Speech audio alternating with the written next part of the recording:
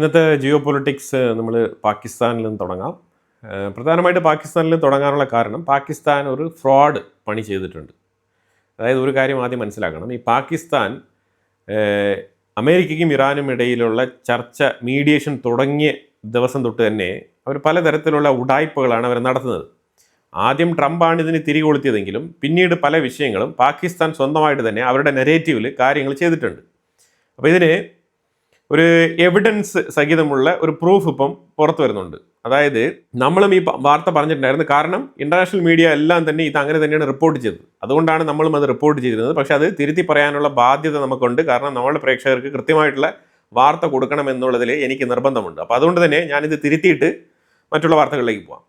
സംഭവിച്ചാൽ ഇന്നലെ രാവിലെ ഞാൻ പറഞ്ഞിരുന്ന വാർത്തയിൽ വളരെ വ്യക്തമായിട്ട് പറഞ്ഞിട്ടുണ്ടായിരുന്നു. അതായത് പാകിസ്ഥാനിൽ പോയിട്ട് അബ്ബാസ് അരഗ്ചി വീണ്ടും ഒമാനിലേക്ക് വന്നു, വീണ്ടും തിരികെ പാകിസ്ഥാനിലേക്ക് മടങ്ങിപ്പോയി എന്നുള്ള വാർത്ത ഞാൻ സൂചിപ്പിച്ചിട്ടുണ്ടായിരുന്നു.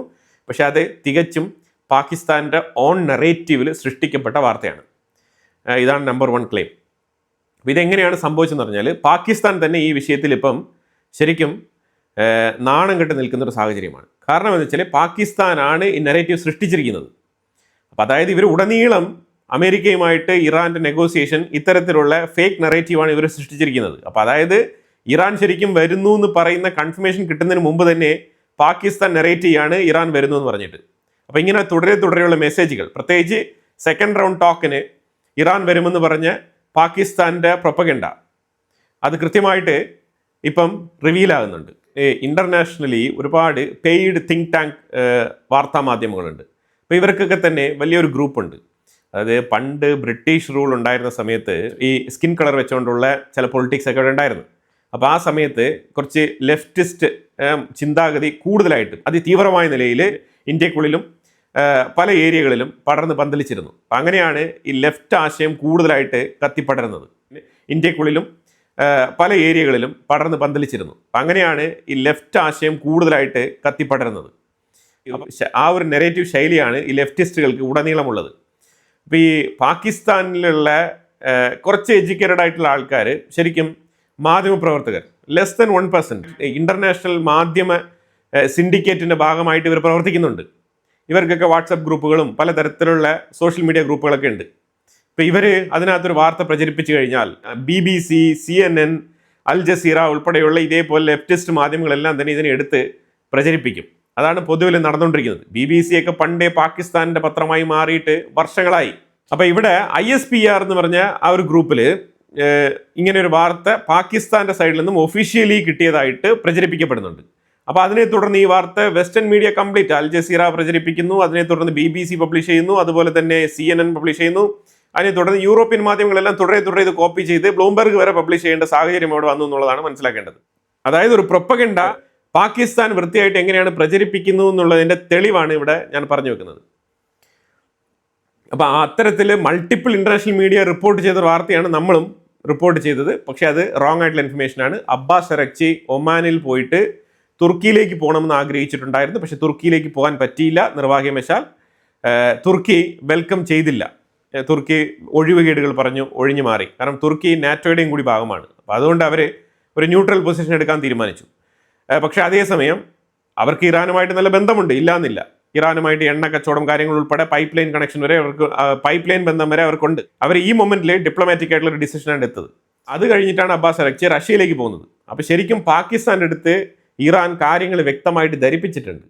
ഇതെന്താണ് പറഞ്ഞു വെച്ചതെന്ന് പറഞ്ഞാൽ യുദ്ധം അവസാനിപ്പിക്കണം, സ്റ്റേറ്റ് ഓഫ് ഹോർമോസ് തുറക്കണം, ലെബനാനിലെ ഹിസ്ബുള്ളയുടെ മേളിൽ നടക്കുന്ന ആക്രമണം നിർത്തണം. ഇതെല്ലാം നമ്മൾ ഫസ്റ്റ് ഫേസിൽ കാര്യങ്ങളൊക്കെ ചർച്ച ചെയ്ത് തീരുമാനിച്ചു കഴിഞ്ഞാൽ അടുത്ത ഫേസിൽ യുറേനിയവുമായിട്ട് ബന്ധപ്പെട്ട വിഷയം ചർച്ചയ്ക്കെടുക്കാം എന്നാണ് ഇറാൻ പറഞ്ഞു വെച്ചത്.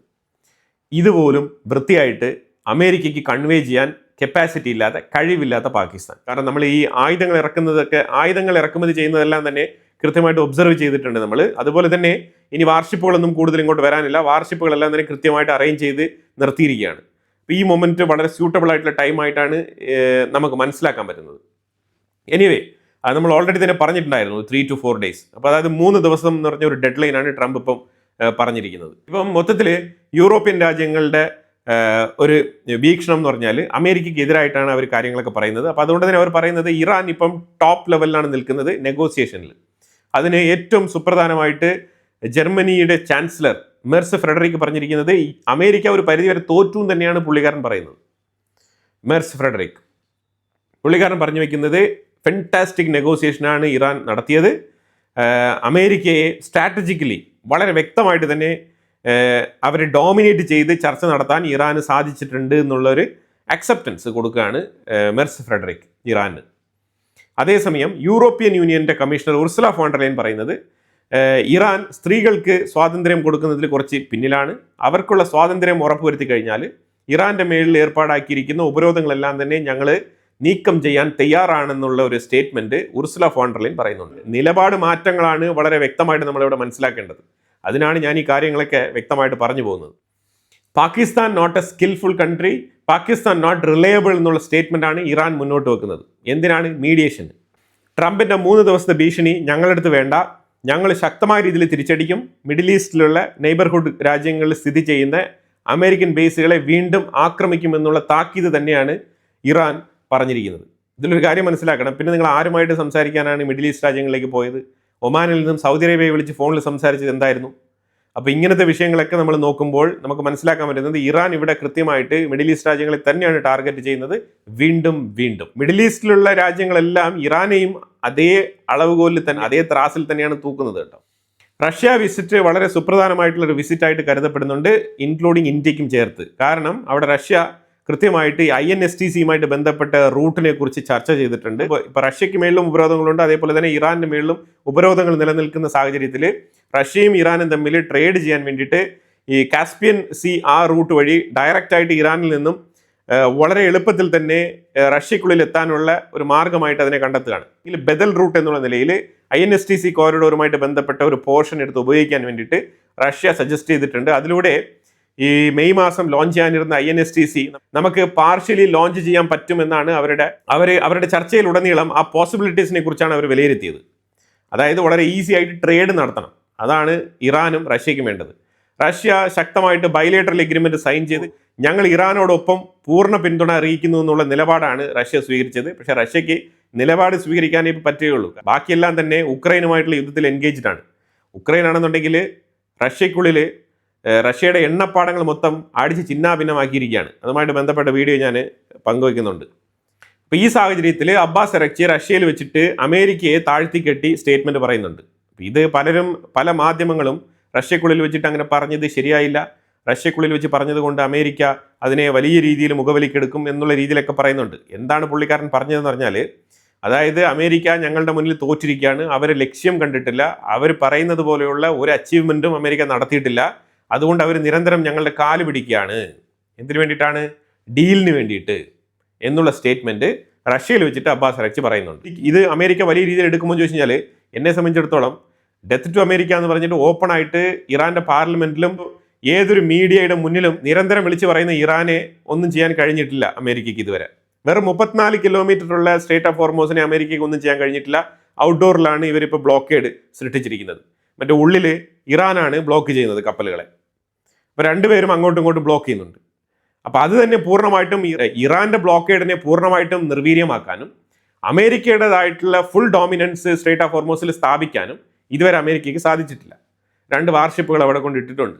ഇറാൻ പറയുന്ന കാര്യങ്ങൾ ഒരു പരിധിവരെ മറ്റുള്ള രാജ്യങ്ങൾ മുഖവിലിക്കെടുത്ത് തുടങ്ങിയിട്ടുണ്ട് ഇപ്പോൾ.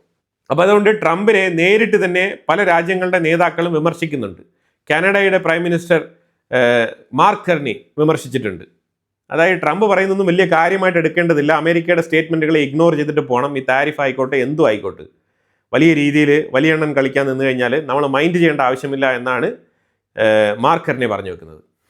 ബഹ്റൈൻ ആണെന്നുണ്ടെങ്കിൽ നിങ്ങൾ എങ്ങനെയെങ്കിലും സ്ട്രേറ്റ് ഓഫ് ഹോർമസ് ഒന്ന് ഓപ്പൺ ചെയ്താൽ മതി, ഞങ്ങൾക്ക് 10 കപ്പലുകൾ അയച്ചുള്ള കച്ചവടം നടക്കണം എന്നുള്ള ആവശ്യമാണ് ബഹ്റൈനിനുള്ളത്. ഇപ്പോൾ വളരെ ഓപ്പൺ ആയിട്ട് തന്നെ എല്ലാവരും ട്രംപിനെ ക്രിട്ടിസൈസ് ചെയ്യുകയാണ്. ഇതാണ് സംഭവിച്ചുകൊണ്ടിരിക്കുന്നത്. അപ്പോൾ ഈ പ്രഷർ കൃത്യമായിട്ട് ഞാൻ ഇതിനെ കാണുന്നത്, ഈ പ്രഷർ ഇറാൻ്റെ മേളിൽ ഒരു ആക്രമണം നടത്താൻ വീണ്ടും ട്രംപിനെ പ്രേരിപ്പിക്കുമെന്നാണ് എനിക്ക് മനസ്സിലാക്കാൻ പറ്റുന്നത്. ഞാൻ അതിനെ അങ്ങനെയാണ് വായിച്ച് മനസ്സിലാക്കുന്നത്. അതായത് ഇവരെല്ലാം തന്നെ ഇൻഡയറക്റ്റ് ആയിട്ട് പ്രൊവോക്ക് ചെയ്യുകയാണ് ട്രംപിനെ. ഇസ്രായേൽ ആണെന്നുണ്ടെങ്കിൽ ഗാസയ്ക്കുള്ളിലും ലെബനൻ്റെ ഉള്ളിലും താറുമാറായിട്ടുള്ള ആക്രമണങ്ങൾ, ശക്തമായ ആക്രമണം നടത്തുകയാണ്. ലെബനാനിൻ്റെ ഉള്ളിൽ ഹെസ്ബുള്ള ലെബനാൻ ഗവൺമെൻറ്റിന് ഒരു വാണിംഗ് കൊടുത്തിരിക്കുകയാണ്. അതായത് ഞങ്ങൾ 1980 മോഡലുകളിൽ ഞങ്ങൾ റിപ്പീറ്റ് ചെയ്യേണ്ടി വരും. 1980-കളിൽ ഇവർ കൂടുതലും സ്വയം പൊട്ടിത്തെറിക്കുന്ന ടീമുകളായിരുന്നു. അപ്പോൾ ആ മാതൃകയിൽ ഞങ്ങൾ വീണ്ടും ലെബനന്റെ ഉള്ളിൽ ആക്രമണങ്ങൾ തുടങ്ങേണ്ടി വരും. അതുകൊണ്ട് പല ലെബനാൻ ഗവൺമെന്റ് നയിക്കുന്ന നേതാക്കളും കൊല്ലപ്പെട്ടേക്കാം എന്നുള്ളൊരു സൂചന, ഒരു വാണിംഗ്, ഒരു താക്കീത് ഹെസ്ബുള്ള ലെബനാൻ ഗവൺമെന്റിന് കൊടുത്തിട്ടുണ്ട്. അതായത് ജോസഫ് ആവൻ നയിക്കുന്ന ഗവൺമെന്റിന് കൊടുത്തിട്ടുണ്ട്. ജോസഫ് ആവനാണെന്നുണ്ടെങ്കിൽ ശക്തമായിട്ടുള്ള തീരുമാനം, അതായത് ഞങ്ങൾ എന്ത് സംഭവിച്ചാലും അമേരിക്കയോടൊപ്പം തന്നെയാണ് നിൽക്കുന്നത്. കാരണം ചില സെക്ടേറിയൻ സംഘടനകൾക്ക് വേണ്ടിയിട്ട് രാജ്യ താല്പര്യത്തിനെ ഹനിക്കാൻ ഞങ്ങൾ തയ്യാറല്ല എന്നാണ് ജോസഫ് ആവോന്റെ തീരുമാനം. പക്ഷേ ഇനി ലെബനാന്റെ ഉള്ളിൽ ഒരു സിവിൽ വാർ വൈകാതെ തന്നെ പൊട്ടിപ്പുറപ്പെടാനുള്ള സാധ്യതകൾ പല ദിവസങ്ങളായിട്ട് എക്സ്പേർട്സ് വിലയിരുത്തലിൽ പറയപ്പെടുന്നുണ്ട്. ടോപ്പസ് എന്ന് പറഞ്ഞ സ്ഥലത്ത് റഷ്യയുടെ ഉള്ളിൽ ഉക്രൈൻ നടത്തിയ ആക്രമണത്തിൽ ശരിക്കും വലിയൊരു oil refinery including pipe line ഉൾപ്പെടെ കംപ്ലീറ്റ് പൊട്ടിത്തെറിച്ച് മൊത്തത്തിൽ ആസിഡ് റെയിൻ, അതാണ് ഇപ്പോൾ അവിടെ സംഭവിച്ചുകൊണ്ടിരിക്കുന്നത്. ഈ വണ്ടിയുടെ ഡോറൊക്കെ തുറക്കുമ്പോഴത്തേക്കും ബ്ലാക്ക് കളറിൽ പിടിച്ചിരിക്കുകയാണ്. വണ്ടിയുടെ ഗ്ലാസ്സുകളെല്ലാം തന്നെ ഈ ബ്ലാക്ക് കളർ ഗ്രീസ് ഇങ്ങനെ പതിഞ്ഞിരിക്കുന്ന ഒരു സാഹചര്യമാണ്. അതായത് ആസിഡ് റെയിൻ ഇങ്ങനെ പതിച്ചുകൊണ്ടിരിക്കുകയാണ്. അതാണ് നിലവിൽ സംഭവിച്ചുകൊണ്ടിരിക്കുന്നത്. ഇത് അവിടുത്തെ കടലിലും ഇത് കലർന്നിട്ടുണ്ട്, ആസിഡ് റെയിനിൻ്റെ ഈ ഒരു മിക്സ്. അപ്പോൾ ഇത് ശരിക്കും ഒരു 6 മാസം എടുക്കും. ഇത് എർത്ത് തന്നെ ഒരു 6 മാസം എടുത്ത് സ്വയമേ ഇത് റെജുവിനേറ്റ് ആയാൽ മാത്രമേ ഇതിന് ഒരു പരിഹാരമാകുകയുള്ളൂ എന്നാണ് പറയുന്നത്. നിലവിൽ അവിടുത്തെ അവസ്ഥ പരിതാപകരമാണ്, പറയാതിരിക്കാൻ വയ്യ. നിരവധി കടൽ ജീവികൾ, അതേപോലെ തന്നെ നിരവധി പക്ഷികൾ, ഒരുപാട് മൃഗങ്ങൾ അവിടെ കൊല്ലപ്പെട്ടിട്ടുണ്ട് ഈ ആസിഡ് റെയിൻ കൊണ്ട്. അങ്ങനെയുള്ള വാർത്തകളൊക്കെ വരുന്നുണ്ട്. ശരിക്കും ഒരു ദുരന്തം തന്നെയാണ്. അതുപോലെ തന്നെ ഉക്രൈൻ്റെ ഉള്ളിൽ ഒഡീഷ റീജിയനിൽ റഷ്യ ഇതേപോലെ ആക്രമണം നടത്തിയിട്ടുണ്ട്. അവിടെയും ആസിഡ് റെയിനൊക്കെ വന്നിട്ടുണ്ട്. ആ വാർത്തയും വരുന്നുണ്ട്. മോസ്കോയിലാണെന്നുണ്ടെങ്കിൽ നല്ല തണുപ്പാണ്, നല്ല മഞ്ഞ് വീഴ്ചയാണ്. ഇതിൽ 50 ഫ്ലൈറ്റുകൾ മോസ്കോ എയർപോർട്ടിൽ നിന്നും ഇന്നലെ റദ്ദ് ചെയ്തു എന്നുള്ള വാർത്തയും വരുന്നുണ്ട്. മാലിയിലെ ജുങ്താഗാഡ് അവർ പരാജയപ്പെടുകയാണ്. കിഡാൽ എന്ന് പറഞ്ഞ ഒരു സിറ്റി ഉണ്ട്. ആ സിറ്റി പൂർണ്ണമായിട്ടും ഈ റിബലുകൾ, അതായത് ഈ തീവ്രവാദികൾ കൈയടക്കിയിരിക്കുകയാണ്.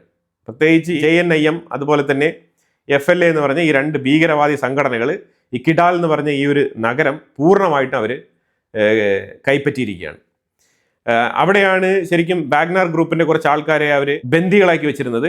അപ്പോൾ അതുമായിട്ട് ബന്ധപ്പെട്ട് നെഗോസിയേഷൻ നടത്തിയതിൽ അവസാനം അവരെ വിട്ടുകിട്ടാനും അതിന് പകരം ഈ കിഡാൽ എന്ന് പറഞ്ഞ ഈ ഒരു സിറ്റി അവർക്ക് വിട്ടുകൊടുക്കുന്ന ഒരു സാഹചര്യമാണ് Wagner group, Russia based Wagner group അവസാനം ചർച്ചയിലൂടെ തീരുമാനമെടുത്തത്. അവിടെ ഈ ഗവൺമെന്റുമായിട്ട് ബന്ധപ്പെട്ട് പ്രവർത്തിക്കുന്ന ജുങ്താഗാഡിന് ഒരു പൂർണ്ണ സപ്പോർട്ട് കൊടുക്കാൻ പറ്റാത്ത സാഹചര്യം വാഗ്നർ ഗ്രൂപ്പിന്. അപ്പം അങ്ങനെ വാഗ്നർ ഗ്രൂപ്പ് തന്നെ ഈ ഭീകരവാദികളുടെ മുന്നിൽ മുട്ടുമടക്കി ഒരു സിറ്റി അവരുടെ കയ്യിലേക്ക് വിട്ടുകൊടുത്തിട്ട് വരേണ്ട സാഹചര്യം, തോൽവി, അതാണ് മനസ്സിലാക്കേണ്ടത്. അപ്പോൾ ഇത് ഫ്രാൻസ് ഉൾപ്പെടെയുള്ള രാജ്യങ്ങൾ, പ്രത്യേകിച്ച് യൂറോപ്യൻ രാജ്യങ്ങൾ ഇപ്പോൾ ഇതിനെ മോക്ക് ചെയ്യുന്നുണ്ട്. കാര്യം നിങ്ങളെന്തോ ഞങ്ങളുടെ അടുത്ത് നിന്ന് വിപ്ലവം സൃഷ്ടിച്ച് വലിയ രീതിയിൽ എന്തോ പുരോഗതി നേടാൻ പോവുകയാണെന്ന് പറഞ്ഞിട്ട് ഞങ്ങളെ ഓട്ടിച്ചിട്ട് നിങ്ങൾ സ്വയമേ ഇത്തരത്തിൽ തീവ്രവാദികളുടെ കയ്യിൽ രാജ്യം കൊടുക്കേണ്ട സാഹചര്യം രൂപപ്പെട്ടിട്ടുണ്ട്. ഇതെന്തുകൊണ്ടാണെന്ന് പറഞ്ഞാൽ നിങ്ങൾ റഷ്യ ആശ്രയിച്ച് പോയതുകൊണ്ടാണ്. നിങ്ങൾ ഫ്രാൻസിനോടൊപ്പമോ ഇല്ലെങ്കിൽ യൂറോപ്യൻ രാജ്യങ്ങളോടൊപ്പമോ നിന്നിരുന്നെങ്കിൽ ഈ ഗതി നിങ്ങൾക്ക് ഇന്ന് വരില്ലായിരുന്നു എന്നുള്ളതാണ് യൂറോപ്യൻ രാജ്യങ്ങൾ പറയുന്ന സ്റ്റേറ്റ്മെന്റ്. മാലിയെ കണ്ട് ചിരിച്ചുകൊണ്ടിരിക്കുകയാണ് അവർ. ഇതാണ് നിലവിലെ മാലിയുമായിട്ട് ബന്ധപ്പെട്ട അപ്ഡേറ്റ്. അതുപോലെ റഷ്യ അർമേനിയയ്ക്ക് ഒരു മുന്നറിയിപ്പ്. അർമേനിയ റഷ്യ വിസിറ്റ് ചെയ്തിട്ടുണ്ടായിരുന്നു. അപ്പോൾ അവിടെ വെച്ച് സംസാരിച്ച സമയത്ത് അർമേനിയയ്ക്ക് ഒരു ഇൻഡയറക്റ്റ് മെസ്സേജ്, അതായത് 1000 ക്യൂബിക് മെട്രിക് ഗ്യാസ് സപ്ലൈ ചെയ്യുന്നതിന് അർമേനിയയുടെ നിന്ന് റഷ്യ വാങ്ങിക്കുന്ന പൈസ എന്ന് പറഞ്ഞാൽ $170 1000 ക്യൂബിക് മെട്രിക് ഗ്യാസിന്. പക്ഷേ ഇതേ സെയിം 1000 ക്യൂബിക് മെട്രിക് ഗ്യാസ് യൂറോപ്പിന് കൊടുക്കുന്നത് $600. ഇത് കൃത്യമായിട്ട് റഷ്യ വിശദീകരിച്ച് എക്സ്പ്ലെയിൻ ചെയ്ത് കൊടുത്തിട്ടുണ്ട് അർമേനിയയ്ക്ക്. കാരണം അർമേനിയ, നിങ്ങൾ അമേരിക്കയുടെ സൈഡിൽ പോകരുത്, നിങ്ങൾ റഷ്യയുടെ സൈഡിൽ നിൽക്കണം. കാരണം നിങ്ങൾക്ക് റഷ്യയെ കൊണ്ടുണ്ടാകുന്ന ഗുണം എന്താണെന്നുള്ളത് വളരെ വ്യക്തമായിട്ട് ചൂണ്ടിക്കാണിച്ച് ഒരു നെഗോസിയേഷൻ എന്ന് വേണമെങ്കിൽ പറയാം. കാരണം അർമേനിയയുമായിട്ടും അസർബൈജാനുമായിട്ടും അമേരിക്കയുടെ ട്രംപ് കൂടുതൽ അടുക്കുന്ന ഒരു സാഹചര്യമാണ് ഈ ഇടപ്പെട്ട കാലത്തുണ്ടായത്. അസർബൈജാനും അർമേനിയയും തമ്മിലുള്ള പ്രശ്നം പരിഹരിക്കാൻ വേണ്ടിയിട്ട് വൈറ്റ് ഹൗസിൽ സന്ദർശിച്ചിട്ടുണ്ടായിരുന്നു. അത് കഴിഞ്ഞിട്ട് ഇസ്രായേലും അമേരിക്കയും കൂടി ചേർന്നിട്ട് ഈ കോക്കസ് റീജിയനിൽ കിടക്കുന്ന ഒരു ഏരിയ, പ്രത്യേകിച്ച് ഒരു കോറിഡോർ, ആ കോറിഡോർ വെച്ചാൽ ഇറാൻ്റെ ഐറ്റംസ് കൃത്യമായിട്ട് പാസ് ചെയ്ത് പോകുന്ന ഒരു കോറിഡോറാണ്. ആ കോറിഡോറിലുള്ള ടോൾ ഗേറ്റ് കൃത്യമായിട്ട് അമേരിക്ക വാങ്ങിയിരിക്കുകയാണ്, ആ ഏരിയ തന്നെ. അപ്പം അതുകൊണ്ട് വളരെ ഓപ്പൺ ആയിട്ട് ഇറാനിന് ഒരു ബിസിനസ് ചെയ്യാൻ പറ്റുന്നില്ല. അവിടെ ശരിക്കും ഇറാനിന് ഒരു ഇൻസെക്യൂർ ഫീൽ അവിടെ ഉണ്ടാകുന്നുണ്ട്. കാരണം ഇവിടെ ഇസ്രായേലിൻ്റെയും അമേരിക്കനും സാന്നിധ്യമുണ്ട്. അപ്പം അതുകൊണ്ട് തന്നെ അതിലൂടെ ട്രേഡ് ചെയ്യുന്നത് വലിയ ബുദ്ധിമുട്ടാണ് എന്നുള്ള തരത്തിലുള്ള പ്രയാസങ്ങളൊക്കെ ഇറാൻ ഇതിനു മുമ്പ് പങ്കുവച്ചിട്ടുണ്ടായിരുന്നു.